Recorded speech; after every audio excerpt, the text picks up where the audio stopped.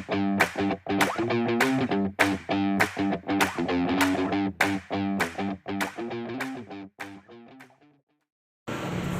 warahmatullahi wabarakatuh. Kembali lagi di Repair, berbagi tips dan trik seputar smartphone. Apa kabar semua teman-teman? Semoga saya sehat selalu. Di sini ada Redmi 8 ya, yang dimana di sini kita akan merubah menjadi kinclong lagi ya. Ini Redmi 8 layarnya sudah retak, sudah pecah ya, ingin diganti, dan tombol volume, tombol on off ini juga sudah rusak. Kita akan ganti dengan full set ya. On off dan volume itu full set, dan penutup belakang ataupun backdoornya ini akan kita ganti dengan yang baru juga, sekaligus dengan LCD ya. Jadi untuk tata cara pembongkaran bagi teman-teman yang ingin mengganti penutup belakang ataupun tombol, ada yang tombol yang rusak, dan mengganti baterai ataupun mengganti LCD, bisa simak video ini sampai selesai ya teman-teman. Untuk tata caranya cukup mudah dan aman dilakukan. Lakukan sendiri di rumah agar lebih menghemat biaya ya teman-teman. Karena di sini terlalu banyak yang harus kita ganti ya. Penutup belakang, lalu tombol dan LCD ya. Jadi itu kalau di tukang-tukang servis itu berkisar hampir 400-an, mungkin bahkan sampai 400 lebih ya teman-teman. Jadi kalau mengganti sendiri itu ya biayanya dijamin lebih hemat ya, lebih murah ya teman-teman. Belanja saja di toko-toko online sekarang. Jadi untuk harganya nanti bisa cek-cek di keranjang yang saya cantumkan di video ini ya. Untuk LCD, baterai ataupun penutup belakang ataupun tombol dan lain sebagainya akan saya cantumkan ya. Oke, penutup belakang sudah dilepas. Jadi ingat, saat kita membuka penutup belakang Redmi 8 ini jangan langsung ditarik ya. Karena di sini ada fingerprint ataupun sidik jari yang masih menempel di mesin. Kalau langsung ditarik bakalan putus ya teman-teman.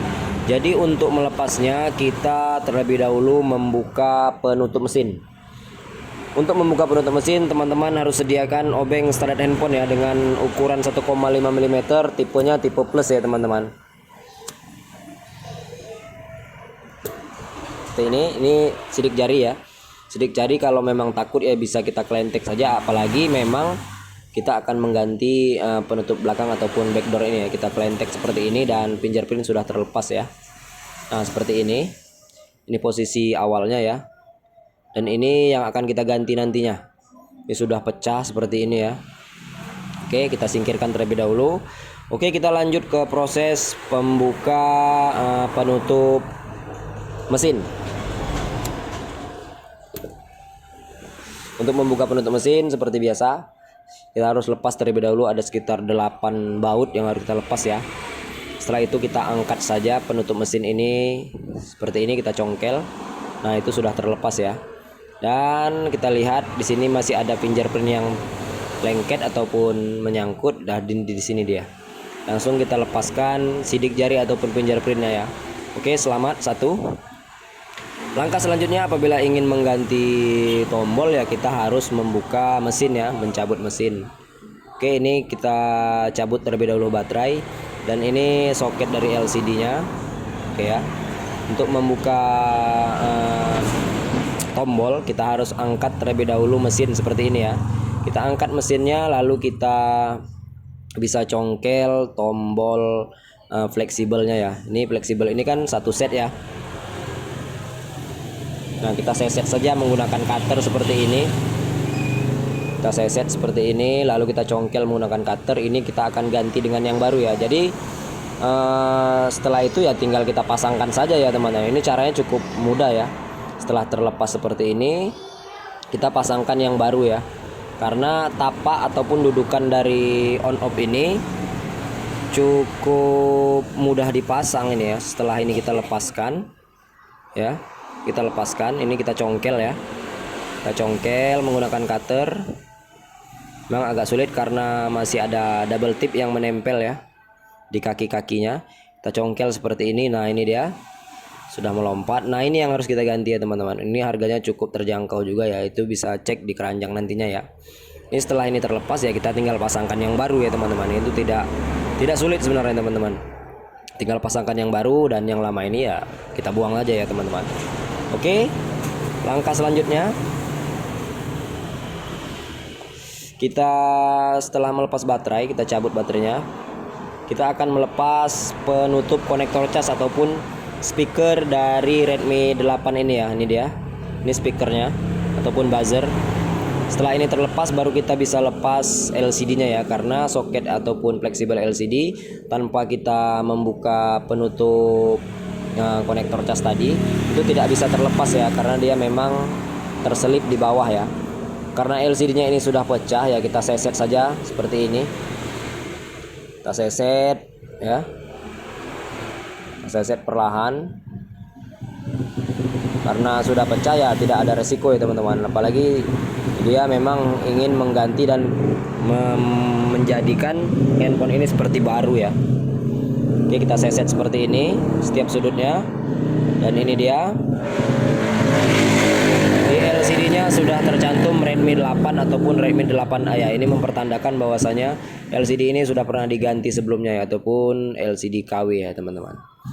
Oke, sebelum kita memasang LCD, pastikan ini lem-lem atau bekas kaca yang lama ini pastikan benar-benar bersih ya. Jangan ada tertinggal sedikit pun di bodi Redmi 8 ini, agar kita saat memasang LCD itu terlihat rapi dan presisi ya. Jadi video ini akan saya cut sebelumnya, karena untuk proses pembersihan lem-lem dan kacanya ini itu sekitar 5 menitan ya baru bisa bersih ya, tergantung sih ya.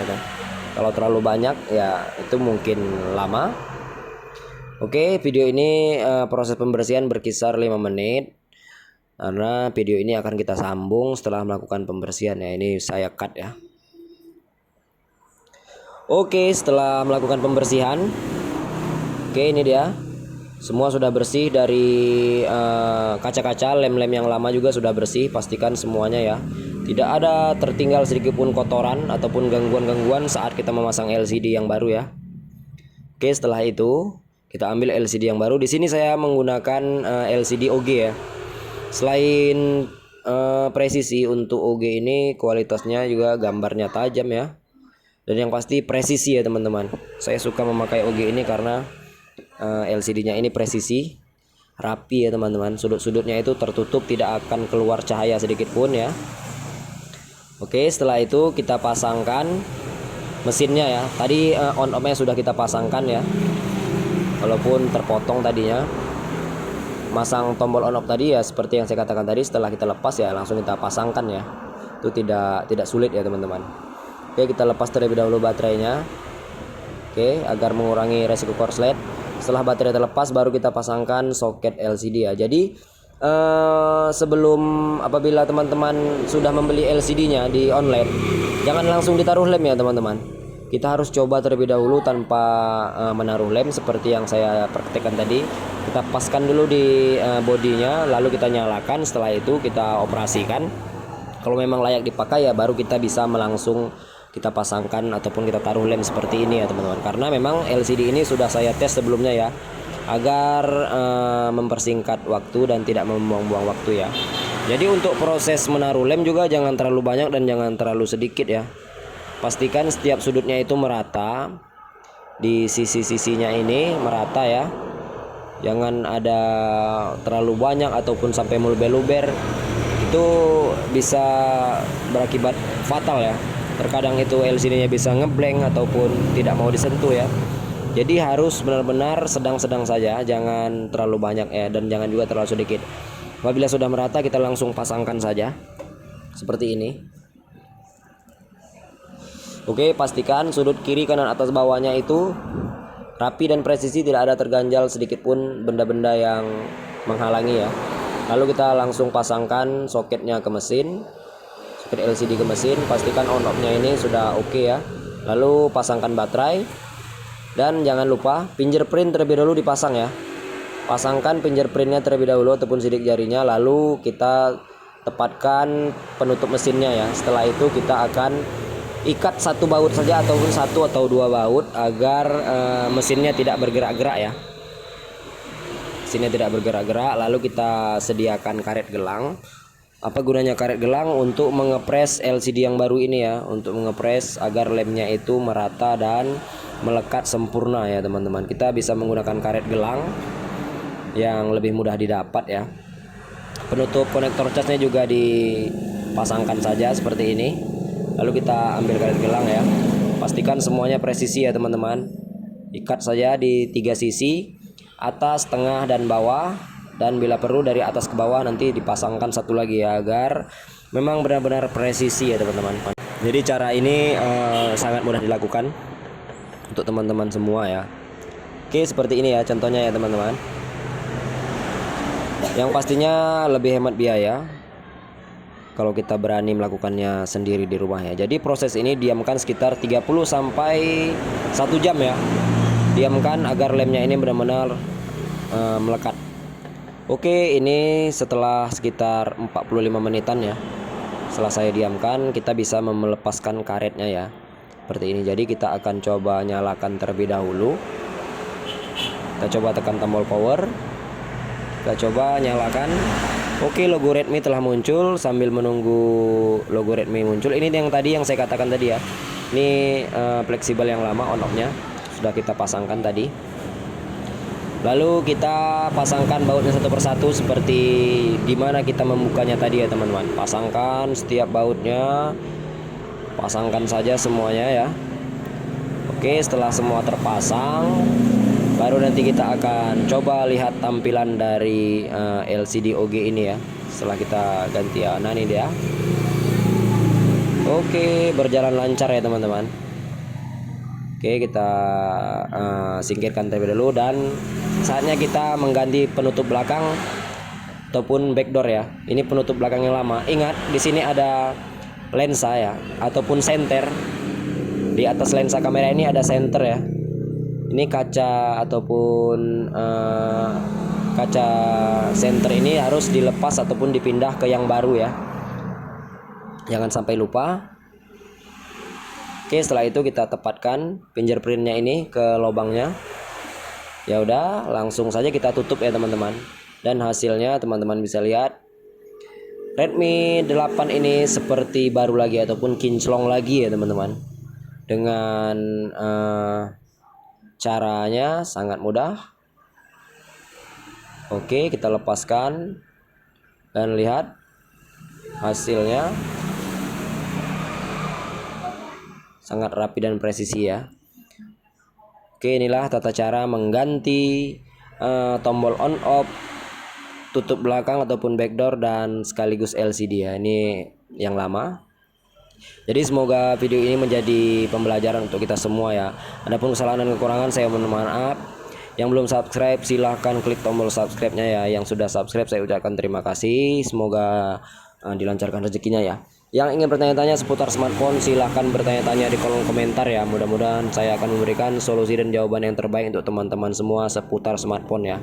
Tanya-tanya saja ya. Oke, sampai jumpa di video-video selanjutnya. Saya ucapkan terima kasih. Salam Wowo Repair. Assalamualaikum warahmatullahi wabarakatuh.